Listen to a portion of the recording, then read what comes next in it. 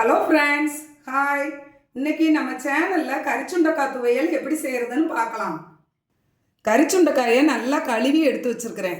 இதை ஒரு குட்டி உரலில் போட்டு லேசாக தட்டிக்கலாம். இந்த மாதிரி தட்டி எடுத்துக்கிடணும். அடுப்பில் ஒரு வடைச்சட்டி வச்சு நல்லெண்ணெய் ஊற்றிக்கலாம்.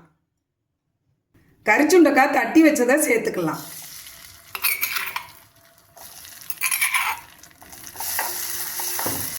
கரிச்சுண்டைக்காயை இந்த மாதிரி தட்டி போட்டோன்னா வேகமாக வதங்கிடும்.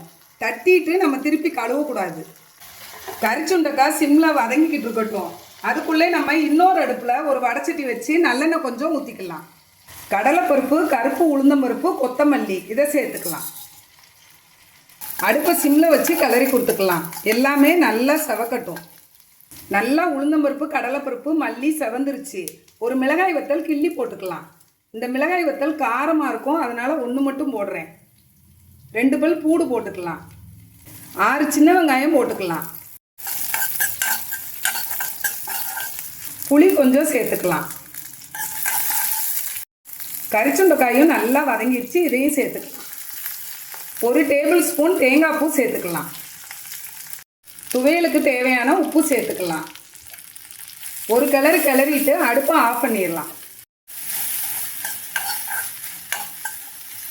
வதக்குனது நல்லா ஆறட்டும்.